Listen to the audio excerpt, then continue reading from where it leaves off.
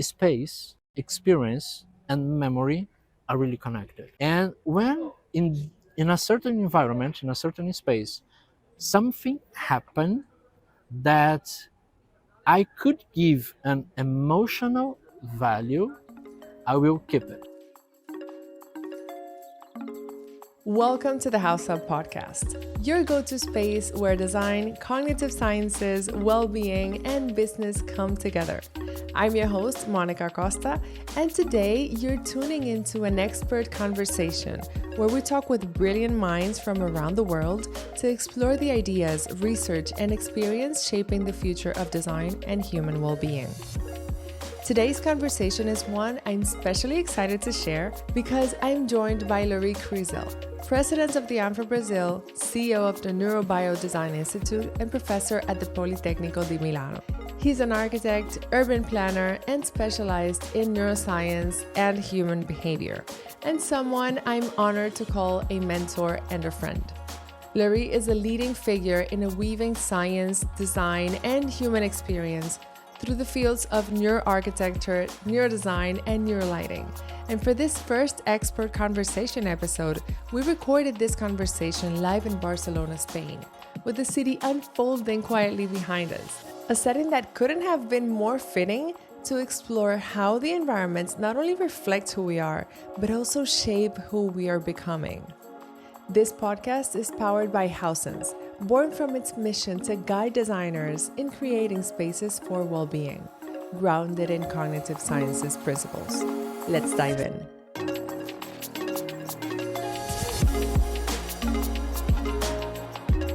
Which would you say is the relationship between neuroscience and architecture or interior design, when we relate it to our well-being itself?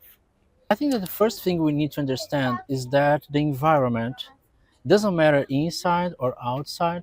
The environment is something that will develop or invite us to develop a behavior.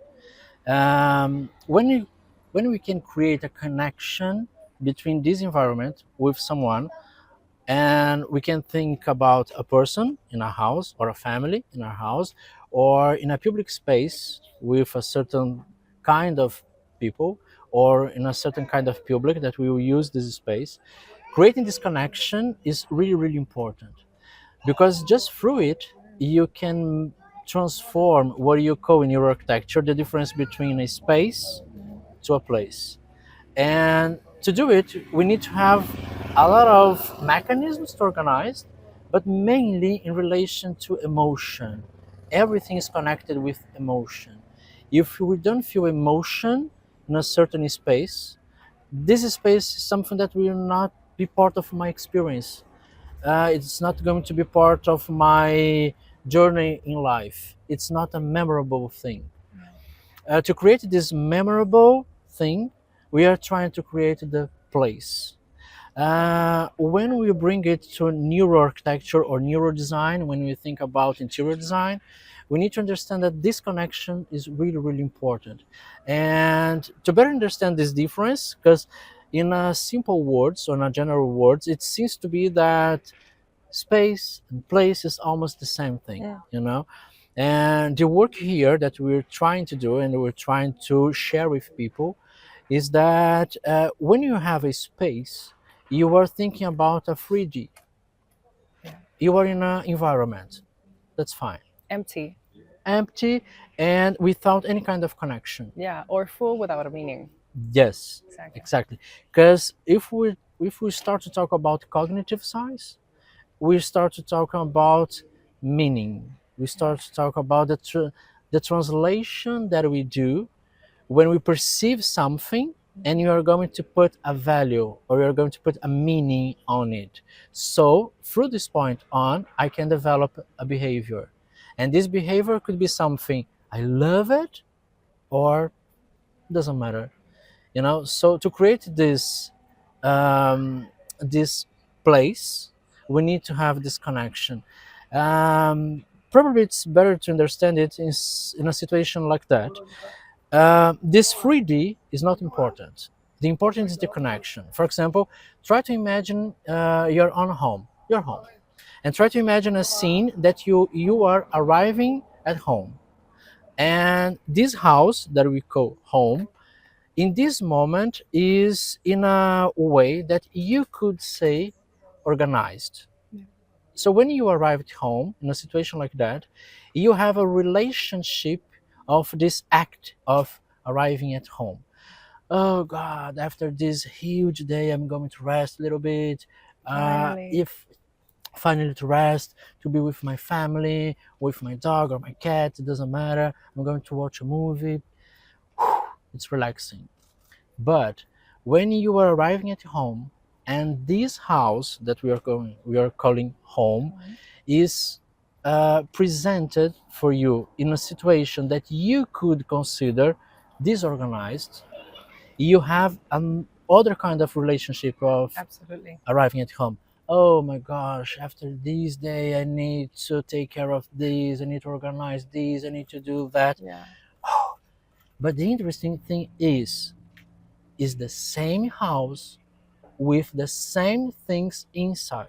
Yeah. Just the way that it is presented to you change everything. It even changes if you want to be there or not. Yes. It even changes if you want to come back home or just stay in the street and look for something else to do, because you know that your house is a mess right now. Yes, yes. Yeah. So neuroarchitecture or neurodesign is really concerning how to organize the environment to create the connection that we want. Because the space is the same.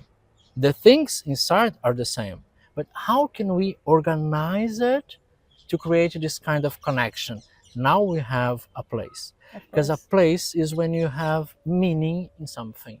And of course, we would like to give people a good experience, a positive experience, something to be, wow, it's available, you know, it's something that I really want to live or to experience now. Yeah.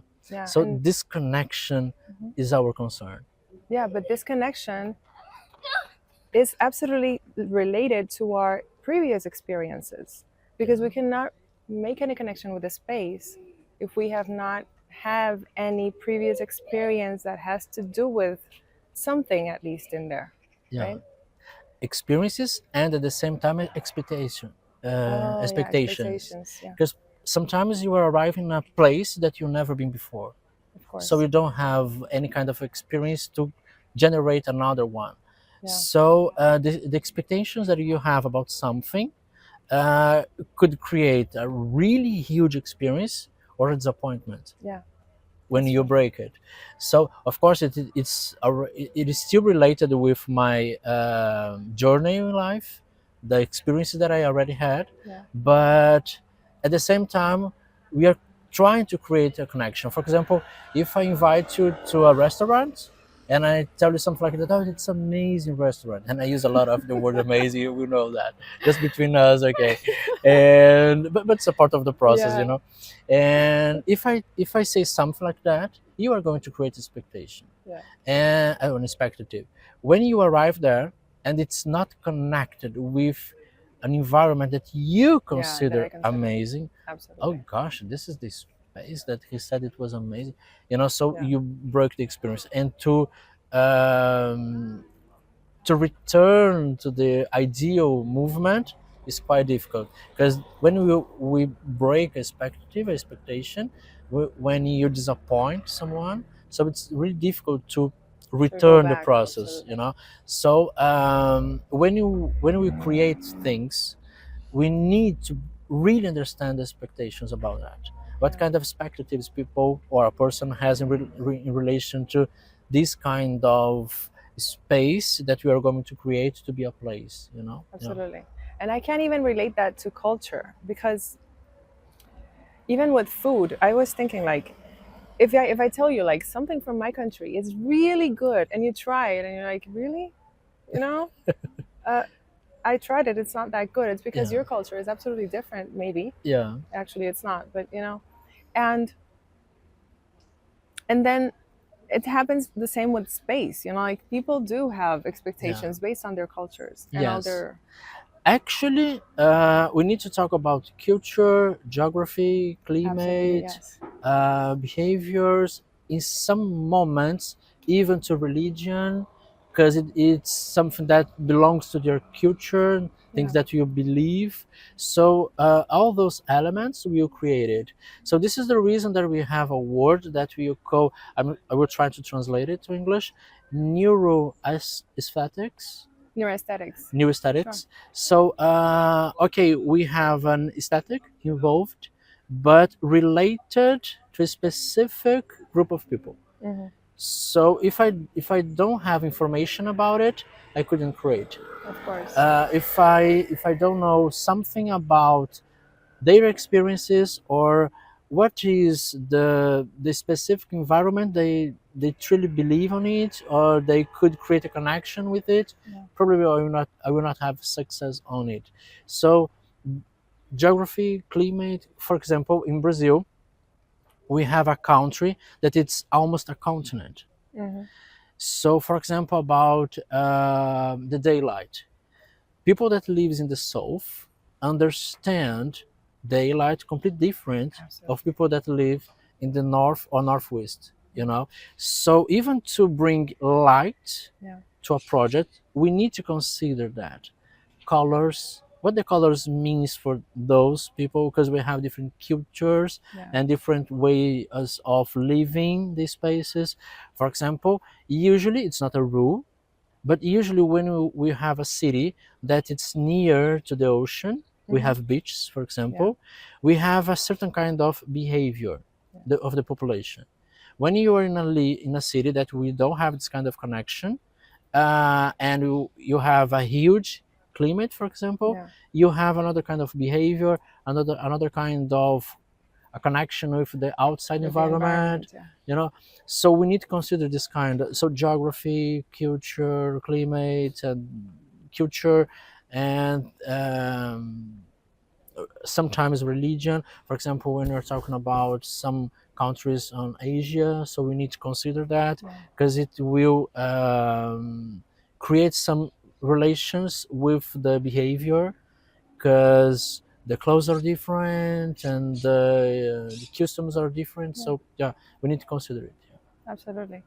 And when we take this and now we relate this to our own well-being and how our environment can actually feed the way we feed our own well-being, how would you relate this? Yeah, we need to better understand, first of all, the activity. What kind of activity we're going to do here? Let's say homes. Homes. Okay. So if I am at home, I need to better understand that it's not a space. It's a temple. Absolutely. It's my temple where I have my things in my way, that I can do what I want in the way that I want. I am the owner. And there I really, really can be myself. Yeah. Because there is nobody to judge me, you know? And so first of all, we need to understand the values, the significances that things has for this person or this family. For example, sometimes we ask about, in a briefing, we ask about colors, and usually we ask, what colors do you like? Okay, we have a list. What colors you don't like? Okay, we have a list. Okay, let's return. What colors do you like? This, and this, and this. Why this? Exactly. Why this color means to you? Yeah. What it brings to. It's not just a question of I like or I don't like. Yes. I like for a reason. Why? What's what the this connection color? you have with it? Yeah, and what this color can provoke, can evoke on me. What I feel when I have an environment with this color, or a clothes with this color. What kind of movement it generates on me, you know. So, and the opposite is the same. And what colors you don't like? I don't like this, and why of each one? What's the reason? What do you feel in relation to it? Because sometimes it helps us, mainly for those who works with interior design. Usually we receive clients that has a lot of profiles by Pinterest, with a lot of things, pictures, and this is, I want this and that, and then they're when you completely put it different. together, Completely different. And when you understand this, the meaning of each thing, you can read the pictures. absolutely. And sometimes it's not that space, it's a color, it's a mood, it's a light, it's something on it that makes this person put this picture in that. It's the way they feel when they see the picture, not necessarily the Yes, object in the picture itself. or the space, or sometimes it's the view through the window. Exactly. You know, it's not And that they can't room, for actually tell. example. Yes, they cannot actually tell sometimes, you Yeah, know? yeah. And you know that, for example, in a briefing, it's much easier when you ask what you don't want in your house than the opposite. Yes. What do you want? Because to translate what I want, I need to recall all my expertises. I need to recall all my memories, and I need to translate it. And it's quite difficult. Yeah. You know, sometimes I can't choose between two t-shirts. Yeah. Or So, two places to go have dinner. yeah, so how can I explain what I want in the space that I will live?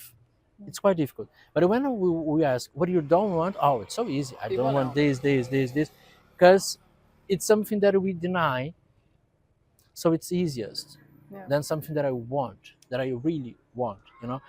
And for example, bringing this conversation to a neuroscience field, we can perceive that this we are talking about connection and how we could create it, and using, for example, our memories or something like that. If we okay, I'm not going to dive in these elements, but just in a general words, when we start to study neuroscientific Research issues in relation to how could you create it, we start to talk about the hippocampus, for example. Yes. The hippocampus is a structure that belongs to our limbic system. Our limbic system, it's okay. How could I say in a general words? It's our emotional manager. Yeah, it's like the hub of emotions in our brain. Yeah, it's the manager in relation to emotions, and we have many structures inside it. One of these structures is hippocampus, and this structure can do two things at the same time. One of them is mapping the space. So the hippocampus is a structure that can tell me that my hand is almost arriving in your hand, because I am mapping the space. At the same time, I am generating memories. This is the reason that I can move forward, and I see that I have a camera there. But if I move backward, I know, even looking at to the camera, I know that there is something here, and I need to stop. How can I do it? Because I have a map, and I have a memory of this map. So the space and the map and the memory are always together, because I have just one structure processing everything related to this map and to this space. So, for example, when you are leaving home and you perceive that you lost your keys, what's the exercise that you do to find your keys? Usually you go back to where you were. Yeah, or you will start to think something like that. I was in the bedroom there, I was having some things, but I didn't use the keys. And then I went to the living room, and then I got my bag, but the keys was not there. And then I was in the kitchen to have a cup of water. Oh, the keys are in the kitchen. So space and memories together.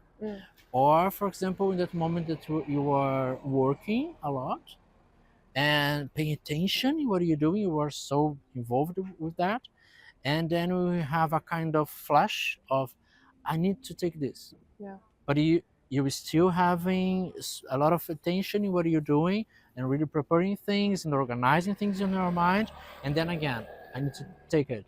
And in a certain moment you decide, okay, I'm going to take it. And when you change the space, it's quite normal when you arrive in the second space to develop a reaction more or less like this. What should I have? What should I take here? What was it? What is it? I'm here to take, and you can remember. Yeah. So you return to the first space, and in the exactly moment that you arrive in the first space, Then you remember. oh my gosh, what is that? So, okay, we have a lot of reasons here, but one of it is this connection between the map and the memory. Because if I had just this kind of flash, I have to take it. It's not strong enough to build a memory, even a short-term memory. When I change the environment, my hippocampus again, okay, new environment, new map, new memories. And what should I do here? What should I do here? And when you return, our hippocampus, oh, okay, this is space I already mapped. Yeah. I had those memories here related to my activity, and between them, this flash need to take something. So in this way, we can understand that space, experience, and memory are really connected. And when in a certain environment, in a certain space, something happened that I could give an emotional value, I will keep it. Yeah. Usually, or in a general way, we don't maintain in our memories spaces, just places. And what's a place? It's a memorable space. Because something happened there. Let's remember again that hippocampus is inside the limbic system, emotions. If something here emotion me, I will keep it. I will put a mark on it.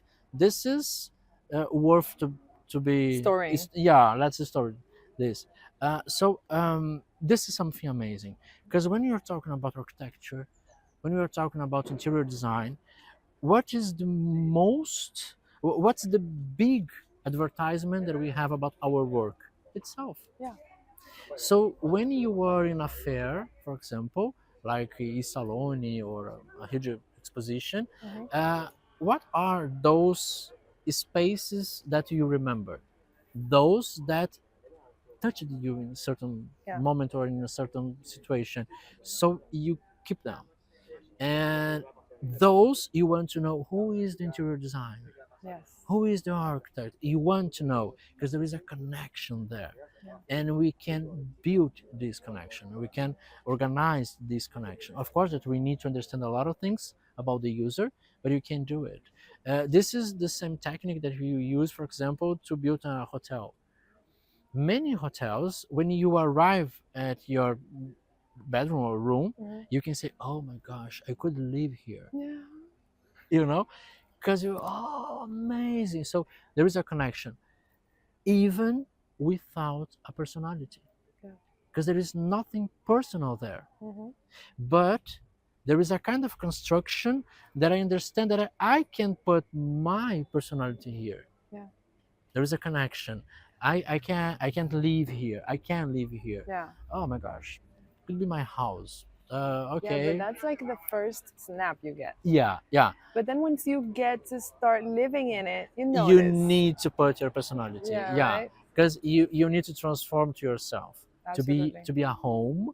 You need to be personality. But in the first moment, for example, when you are going to buy, I'm not sure in English how could I explain it, but let's try. When you are going to buy an apartment, for example, and you are going to visit the ready apartment, the model apartment. the That's what I model was going to say apartment. before. Yes, perfect. So we are going to use a lot of techniques there. Then you can perceive, oh, this is my home. I could live here. It's perfect for me. But when you start to live, you are going to put a lot of pieces of yourself to put your personality on it. But the first connection, you could create it. I need to understand the public, the audience. I need to understand what kind of people I would like to create this. Somehow. Yeah, to create this kind of connection. But it's something that we do as practitioners. We do it, and in some niches, it's necessary. Absolutely. because we need to create this connection. Nowadays, everything is experience. Yeah. You need to promote experience. You need to evoke emotion on people. You need to bring them a valuable experience. Yeah. So if I have it, I want to do it again. And again, we start to talk about neuro things, Mhm. you know. That's why we're here. For example, we have dopamine. Yeah. It's a neurotransmitter that it's really related with reward, pleasure, and when we have a huge experience, we are going to have dopamine involved. Mhm. So this is the reason that we say that we have a dopaminergic, Dopaminergic rush. yes, rush or relationship. Yeah. When as well. when you return to do it, we have a lot of brands that work really well on it.